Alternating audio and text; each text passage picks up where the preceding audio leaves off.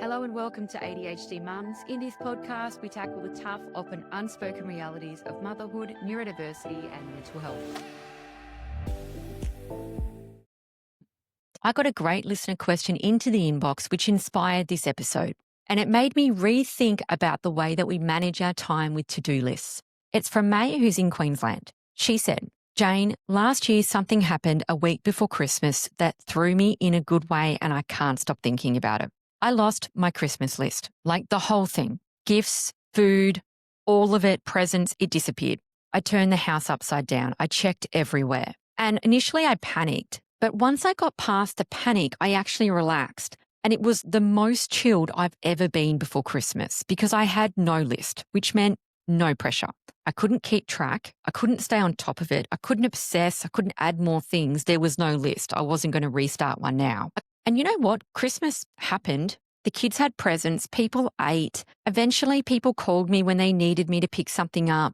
No one died because I didn't make 10 side dishes. And it was honestly the calmest I'd ever felt in December. And it was all because the list disappeared and then it all seemed to go away. So now it's Christmas again and I'm stuck because part of me is like, should I purposely not make a list? Should I lose the list? But then on the other side of it, I'm terrified because I think, what if I do forget something massive? What if everything does fall apart? What if I relax too much and something gets missed? And now I don't know when I'm meant to be done because my list never ends. I don't know about yours. So my question is, if losing the list made Christmas better last year, should I lose the list this year?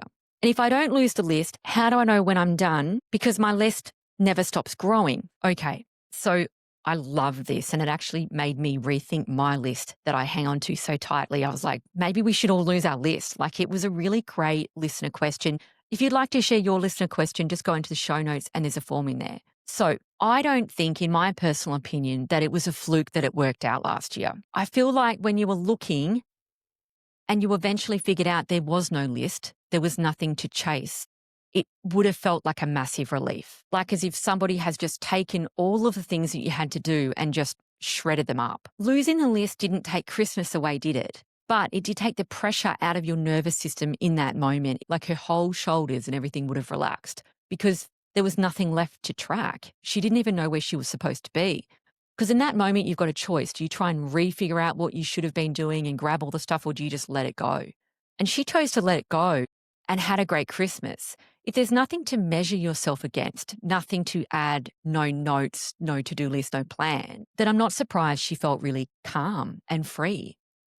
And that wasn't an accident. That would have been the first time all month that her body wasn't like bracing for the next thing. That huge mental load would have been the relief. So it makes complete sense that May is now like, should I just not have a list? Because that seemed to work well. Like, she almost wants somebody to take it or to lose it again. And she clearly remembers the relief. And it's the 23rd of December when this episode is being released. So your brain is probably in some kind of fear state. Do I let it all go at this point? Is enough enough? Or do I hold it together so tightly to make sure that nothing goes wrong and I do as much as I can? It makes sense that a lot of ADHD mums don't know when we're done. If you're hyperactive, you could just keep going and going. Or if you're more of an inattentive ADHDer, you may find it takes a lot for you to get going. And then in those moments where you're procrastinating, you're adding more to it, but you're never getting that spark, getting up and go. So to not have a list would feel a big relief either way. And the list doesn't end because expectations never end. A lot of us have been taught that being a good mum means staying on top of things and trying to have a manageable task list where you get things done. This can create guilt and shame if you're inattentive and you struggle with that, or can create a lot of anxiety if you're more hyperactive, or a mix. So why does this happen more so to ADHD mums? There is something called allostatic load. Allostatic load is the cumulative cost to your brain and your body if it's been in stress mode for too long. So it's kind of like the total weight that your body carries when you're trying to keep everyone alive, feed everybody, basically organized, kind of emotionally regulated, and vaguely happy for some of us. But for ADHD mums, we can hit that limit really quick. And it's not because we're less capable, although we do have less executive function and all kinds of other things, but because your brain has to manually think through things that other people do automatically. And sometimes we have to do that for multiple people that live with us. And this is why when people say, oh, so why are so many mums being diagnosed with ADHD? I just want to say back two words: cumulative load. That's what that is. So a simple task sometimes has lots of hidden steps. Every noise in the house is input into our sensory load. Decisions can also drain us, and expectation is another thing that your brain adds to the invisible mental inbox at this point. So on top of this, at Christmas, we've got shoes, gifts, cousins, timing, meltdown, social energy, food issues, the emotional management.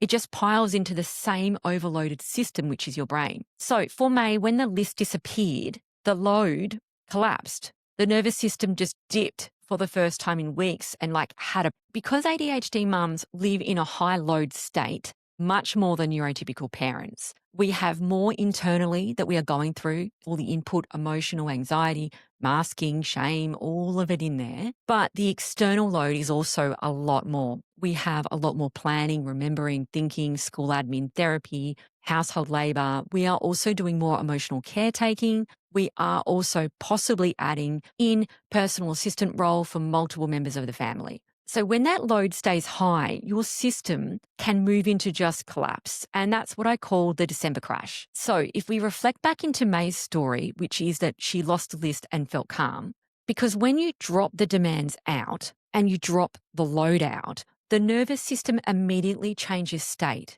And your body finally says, I can stop bracing for impact, basically. And this is why it felt so big for May. It wasn't about losing the piece of paper. It was about the weight that the list was holding for her at that moment and feeling free of it. And this is why it feels scary now, because for May, I would imagine that her brain isn't actually worried about forgetting the hand when we sing a present. She's probably more anticipating return of the mental load and wishing that it could be taken, which is, don't we all?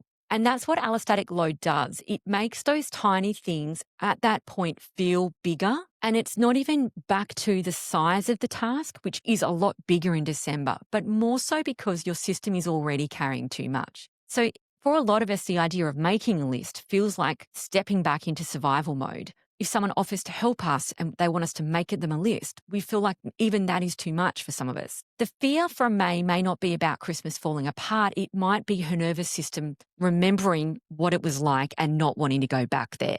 And that is probably a very normal feeling that a lot of us have, where some ADHD mums will talk about dreading Christmas. And it's not Christmas necessarily like I would show up, of course, but it's all of the things behind the scenes. So once you see it like that, the load, the list, this part gets clearer because your whole body knows this already. Are we done when we say we're done, or are we done when you lose the list or time runs out or you finish the list? And the way that you work out what you hold this year, it's not a checklist. It's not productivity. It should be going back to yourself and you telling the truth in real time about how you feel and what you can actually do and what your capacity is. Because you can decide ahead of time what you're actually willing to carry, what matters, what feels human, and what your body can hold without bracing for impact the whole time. If you'd like to know more about that, I actually have an episode called Bracing for Impact. That's in the show notes. And the cue isn't from the list. It should be your body. That moment in your chest when it tightens, when your breath is shallow, when your brain is buzzing and it's 2 a.m., that you feel overwhelmed, there is a part of you that's whispering, hey, that's enough. You're done. Like you're so done. It's not perfect, but it's done and it's good enough. And that there is how we know when we're done. Our body tells us when we're done. So what should May do this year? This year isn't about recreating the chaos of losing the list. Like you don't want to be trying to lose it and wishing you lose it, because of course you'll never lose it that way. But it's about recreating the relief of losing the list without actually losing it. And that is actually a lot simpler and easier to achieve than what your brain thinks it is. You don't have to throw the list out the window on purpose, and you don't have to be from either being so reliant on the list to tracking nothing. You can just decide ahead of time, what are you willing to hold and what are you not going to carry this year? That's it. You can pick the parts that matter. You can drop the parts that break you. And the moment that your body starts bracing with dread, the tight chest, the buzzing, the panic, that's your sign that you're done, because you said you're done, not because the list is finished or the season is perfect or somebody else came over and signed you a permission slip or every person's needs are satisfied so you can rest. For May, Christmas didn't fall apart last year, and it's not going to fall apart this year either. But the risk is more that we ADHD mums are carrying more than our human body can hold. Now, if this is feeling new, strange, way too much, that's okay. You've spent years carrying more than anyone saw, and we've been living with this conditioning that we just move to the next task, and that's where our value is. But pushing past all of the signals from your body that you should stop isn't success. You're allowed to stop before you burn out, shatter, or cry. You're allowed to just call it done without earning it or having somebody tell you. You're allowed to build a Christmas that doesn't cost you your whole self. And May already knows what it feels like to put that load down, and that's why she's chasing it this year. Her nervous system remembers it, and she's like, how can I get that? So it's the 23rd of December. If you are still going with your list, come back to yourself and check in, because maybe you're actually done. If this landed in your body today, if it softened something or made sense, here is a tool that's waiting for you. The Energy Accounting Guide is in the show notes. It's free. It will help you see your nervous system in a way that you will know what you can actually do and what you can't, and how to manage your energy. Not in the way that other people expect you to manage your energy, in the way that you can. And it's different for everybody depending on where they're at that time. If this hit a nerve, if you love this episode, if it reminded you of your own December story, there is a confession wall in the show notes and a listener question. Please connect with me and tell me how you're feeling. You don't have to hold this alone. I'd love to hear from you. Please share this episode with a friend, send me a review, or fill out one of the listener questions or the confession box in the show notes. And thank you so much, and Merry Christmas. Quick announcement.